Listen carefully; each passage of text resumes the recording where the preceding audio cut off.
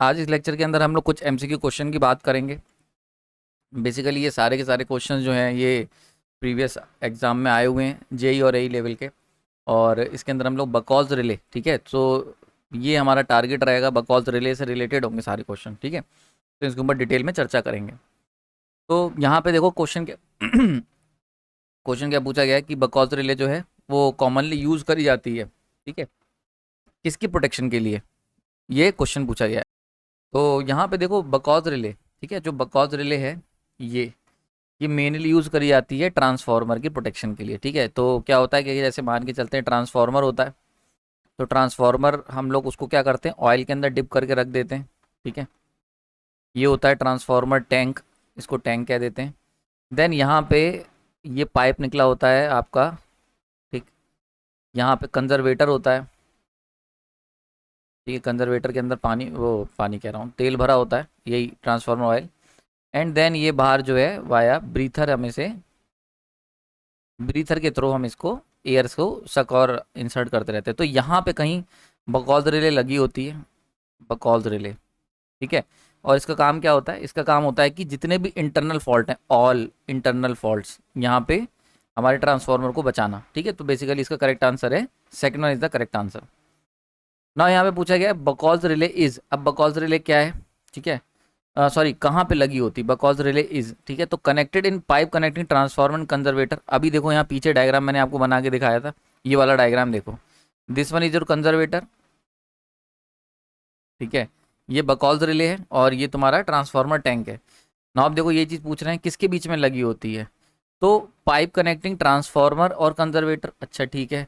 Locating on top of conservator pump, नहीं ये तो नहीं, कंजर्वेटर के ऊपर नहीं लगी होती है। तो first one is the correct answer, ठीक है। इनसाइड द ब्रेकर, नहीं नहीं, ये दोनों गलत ऑप्शन है, तो first one is the correct option. तो कहाँ लगी होती है, इस टाइप की। देखो बकॉज रिले पे क्वेश्चन क्या आते हैं, कैसे काम करती है, कहाँ लगी होती है, ठीक है, और किस तरह से काम करती है, ठीक, किनको बचाती है और कौन कौन से फॉल्ट से बचाती है। तो बेसिकली इस तरीके के क्वेश्चन आपको देखने को मिलेंगे।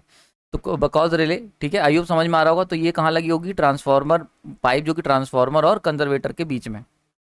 नेक्स्ट क्वेश्चन यहाँ पे पूछा गया बकॉज रिले यूज करी जाती है, ठीक है, किस पे, तो कौन से ट्रांसफार्मर पे, एयर कूल्ड ट्रांसफार्मर पे, ऑयल कूल्ड ट्रांसफार्मर पे, फर्नेस वाले या वेल्डिंग। तो oil cooled is the correct answer. हम लोगों ने अभी पीछे देखा था डायग्राम कि भाई जो ट्रांसफार्मर था उसके अंदर ऑयल भरा हुआ था, ठीक है। तो ऑयलिंग पूरा पूरा ऑयल कूल्ड ट्रांसफार्मर के अंदर इस्तेमाल होता है। अच्छा एक क्वेश्चन ये भी आता है कि ट्रांसफार्मर के अंदर जो ऑयल यूज होता है उसके क्या क्या काम होते हैं। तो बेसिकली दो काम, पहला काम होता है कूलिंग का, पर ये मैंडेटरी मेन काम नहीं होता, मेन काम होता है इंसुलेशन का, इंसुलेशन, ठीक है। तो इंसुलेशन में यूज़ होती है एंड कूलिंग में यूज़ होती है। तो जब ऑयल के दो काम, इसके ऊपर भी क्वेश्चन काफ़ी आ जाता है ट्रांसफार्मर में। तो बकॉज रिले कहाँ यूज़ होगी आपके, किस, ऑयल कूल ट्रांसफार्मर या फिर ऑयल फील्ड, एक और भी ऑप्शन आता है कभी कभी, oil field, oil field transformer, ठीक है, तो इसमें यूज़ होती है। नेक्स्ट पूछा गया है कि बकॉज रिले प्रोटेक्ट ट्रांसफार्मर फ्रॉम, अब किससे बचाएगी, ठीक है। तो टर्न टू टर्न फॉल्ट, सभी तरीके के इंटरनल फॉल्ट से, वाइंडिंग टू वाइंडिंग फॉल्ट, ठीक है। अब देखो ये turn to turn, winding to winding लगभग एक जैसे ही है, symmetrical fault, none of the above. तो all types of internal fault, ठीक है। तो ये जितने भी तरीके के, so second one is the correct option, जितने भी तरीके के इंटरनल फॉल्ट होंगे। देखो एक्चुअली है क्या, ट्रांसफार्मर है वो टैंक में डूबा हुआ है, ठीक है, टैंक में हमने इसे डुबो रखा है। तो अब इसके अंदर जितने भी फॉल्ट होंगे वो सब के सब क्या करेंगे, देखो अल्टीमेटली होगा क्या, इसको समझ लो, वर्किंग समझ लो, यहाँ से समझ में आ जाएगी। अगर अंदर कोई भी फॉल्ट आया ट्रांसफार्मर का, पूरा ट्रांसफार्मर तो टैंक में डूबा हुआ है, ऑयल वाले टैंक में। तो अगर किसी भी तरीके का यहाँ पे फॉल्ट आएगा, कोई भी तरीके का फॉल्ट हुआ, ऑल कोई भी तरीके का इंटरनल फॉल्ट हुआ, ध्यान से वर्ड समझना, किसी भी तरीके का अगर इंटरनल फॉल्ट हुआ, ठीक है, तो वो इंटरनल फॉल्ट क्या करेगा, इस ऑयल को गर्म करेगा, वहाँ पे हीटिंग प्रोड्यूस होगी, oil fault will create heat. अब ये जो हीट होगी ये क्या करेगी, इससे क्या होगा, ऑयल जो होगा वो क्या होगा, ऑयल जो होगा आपका वो उबलना शुरू हो जाएगा, तो ऑयल ऑक्सीडाइज होगा, ठीक है। ऑयल अगर ऑक्सीडाइज होगा या उबलेगा तो इसकी वजह से क्या होगा, हाइड्रोकार्बन गैस बनेगी। तो मेनली हाइड्रोजन बनती है, हाइड्रोजन बनेगी, या फिर कार्बन मोनो और CO2 भी बन सकती है, ठीक है। तो मेनली हाइड्रोकार्बन गैसेस बनेंगी ना, ये जो गैसेस होंगी ये बबल्स के रूप में निकलेंगी, बबल्स के रूप में ऊपर की तरफ। और ये बबल्स क्या करेंगे, this will trip the relay, ठीक है। तो इसी, यही इस गैस के ऊपर बेस्ड होती है हमारी। यहाँ जो बबल्स निकलेंगे वो कहाँ निकलेंगे, वो कंजर्वेटर टैंक की तरफ भागेंगे, क्योंकि कंजर्वेटर टैंक में ही हमारा जो है ब्रीथर लगा हुआ है, तो वहीं पे एयर है मौजूद है। तो यहाँ से बबल्स निकल के ऊपर की तरफ जाएंगे, ठीक है। और यहीं बीच में हमने लगा रखी है, बीचों बीच में बकॉल्स रिले।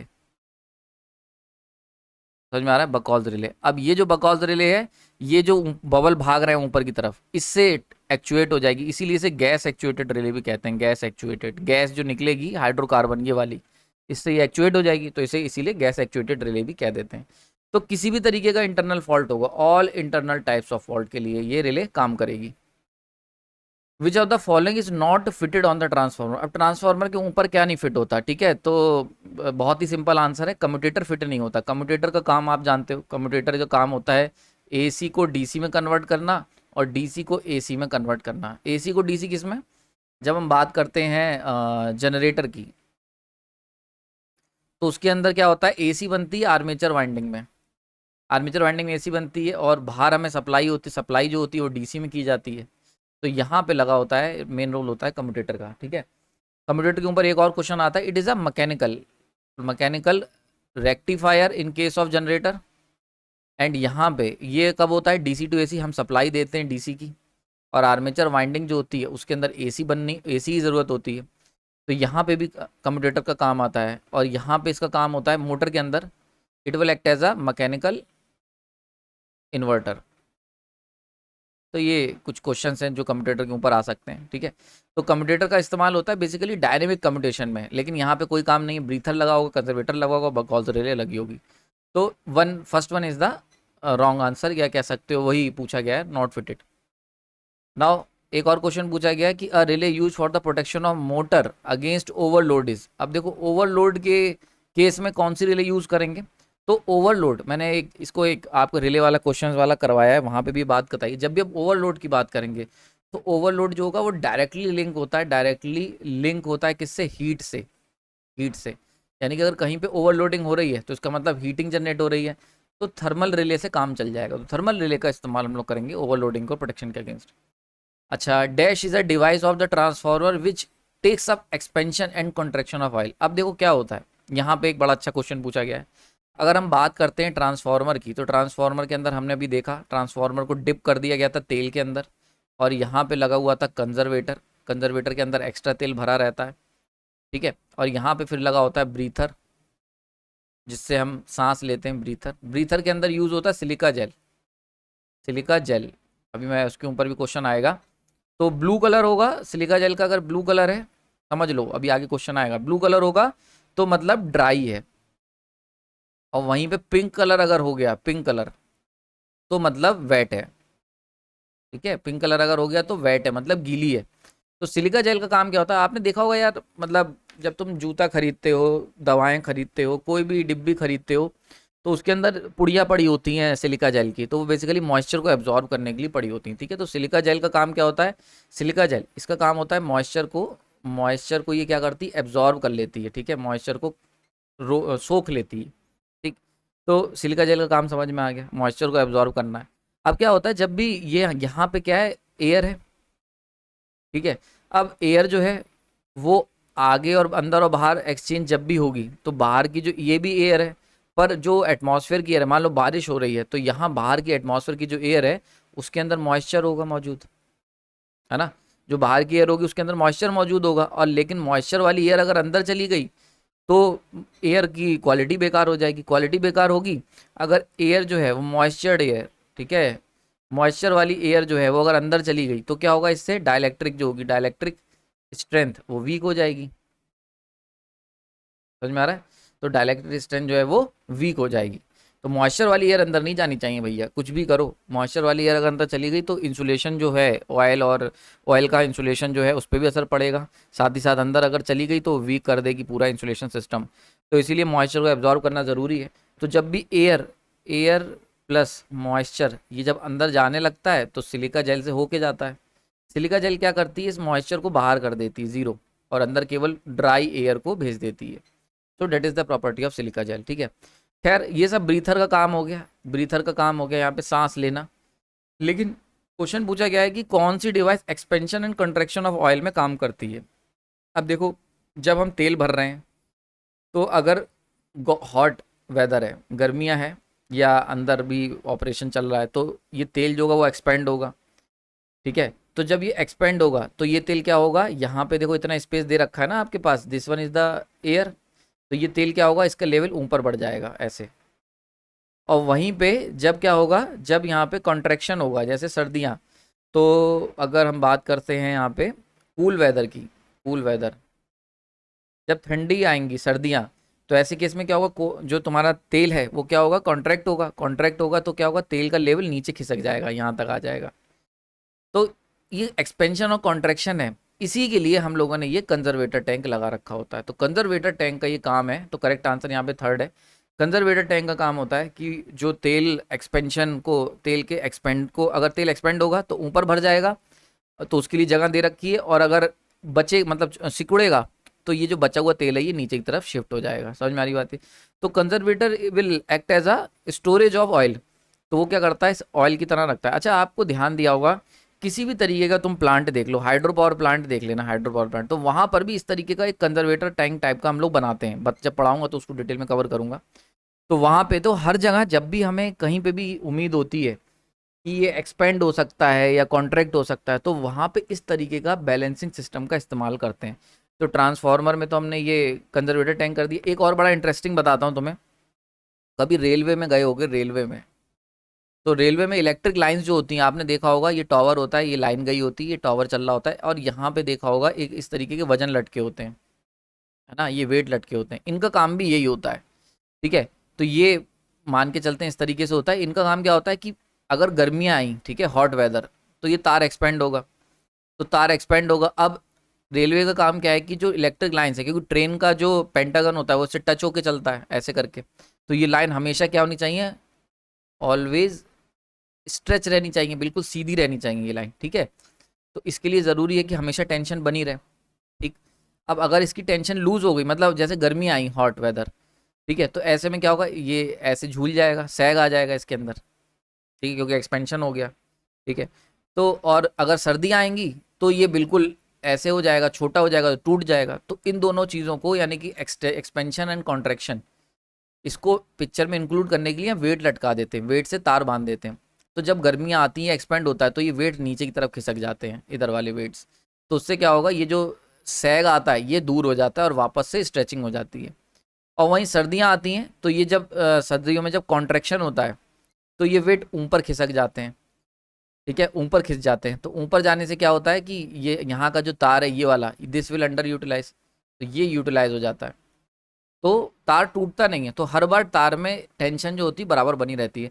तो ये बहुत ही कॉमन प्रैक्टिस है, यानी कि जब भी हम कोई, आपको याद रखना है, जब भी आप कोई ऐसी चीज़ यूज़ कर रहे हो जिसमें एक्सपेंशन कॉन्ट्रैक्शन का कॉन्सेप्ट है, मतलब आप चाहते हो जब भी हम एक पर्टिकुलर लेवल को मेंटेन, देखो एक रूल ऑफ थंब क्या है, जब भी हम एक लेवल को मेंटेन करने की कोशिश करते हैं, एक पर्टिकुलर लेवल, जब भी तुम किसी सिस्टम में एक पर्टिकुलर लेवल को मेंटेन करने की कोशिश करोगे, तो ध्यान रखना वहाँ पे आपको क्या करना है, आपको इसी तरीके का कुछ एक्सपेंशन कॉन्ट्रैक्शन की व्यवस्था करनी पड़ेगी, ठीक है। तो ट्रांसफार्मर में ये काम करते हैं हम लोग कंजर्वेटर टैंक से। नाउ नेक्स्ट क्वेश्चन पूछा गया कि after absorbing moisture from the air the colour, देखो आ गया ये क्वेश्चन, अभी पीछे हमने देखा था सिलिका जेल का कलर, तो अगर ड्राई है तो ब्लू, और अगर वेट है, एब्जॉर्ब कर लिया, तो पिंक कलर हो गया। तो correct answer is light pink, ठीक है।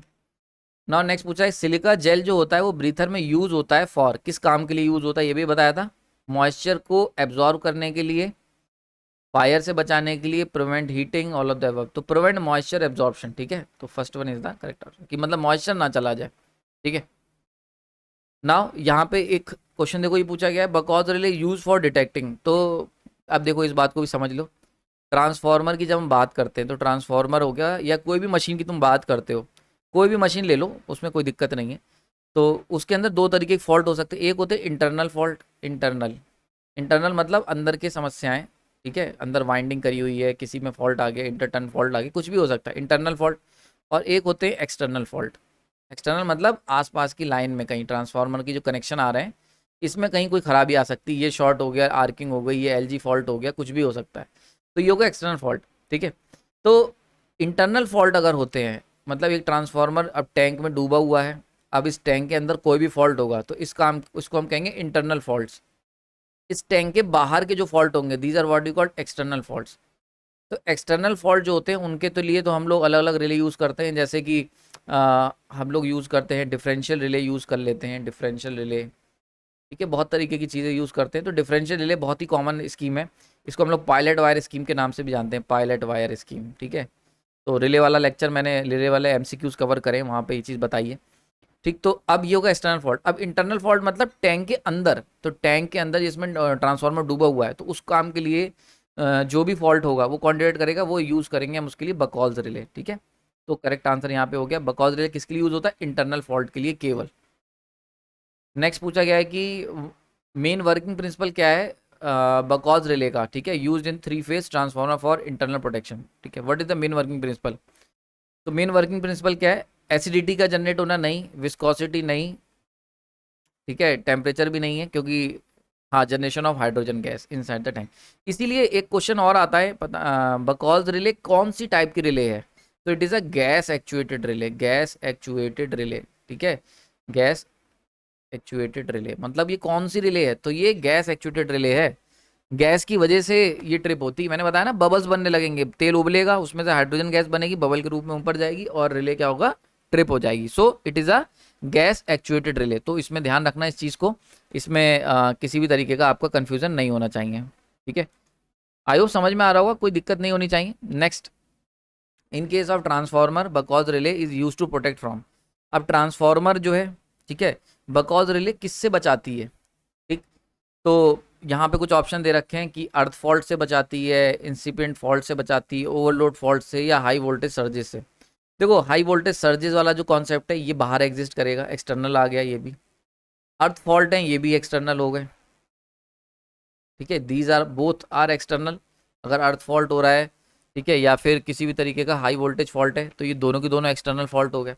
नाउ बचे हुए दोनों फॉल्ट को जरा देख लेते हैं कि इनमें से कौन सा होता है, ठीक है, इसको जरा समझते हैं, ठीक है। तो अब देखो यहाँ पे एक बड़ा इंटरेस्टिंग सा मैं आपको दिखाता हूँ। देखो सबसे पहले बात समझ लो, ओवरलोड फॉल्ट, इसके लिए तो मैंने बताया था आपको हम कौन सा इस्तेमाल करेंगे, हम इस्तेमाल करेंगे थर्मल रिलेज का, आपने पीछे भी देखा था मशीन में। बेसिकली ओवरलोड के लिए हम लोग थर्मल रिले का इस्तेमाल करते हैं। इंसिपिएंट फॉल्ट बचता है ऑप्शन, ठीक है। अब इंसिपिएंट फॉल्ट यही करेक्ट ऑप्शन है। अब पहले समझ लो इंसिपिएंट फॉल्ट होता क्या है। तो कोई भी ऐसे फॉल्ट, ठीक है, कोई भी ऐसे फॉल्ट जो ग्रेजुअली डेवलप होते हैं, ग्रेजुअली मतलब स्लोली स्लोली, ठीक है, ग्रेजुअली यानी कि धीरे धीरे डेवलप हो रहे हैं। तो अब होता क्या है कि मान के चलते हमने ट्रांसफार्मर लिया, उसके अंदर वाइंडिंग की हुई है। अब क्या हो रहा है, तेल जो हमने इस्तेमाल करा है, तेल ऑयल जिसमें डिप है, ठीक है, वो धीरे धीरे कंटेमिनेट हो रहा है, कंटेमिनेट हो रहा है, खराब हो रहा है, ठीक है। तो क्या होता है धीरे धीरे, या जैसे ये वाइंडिंग है, इनका इंसुलेशन जो है, इनका इंसुलेशन जो है वो खराब हो रहा है।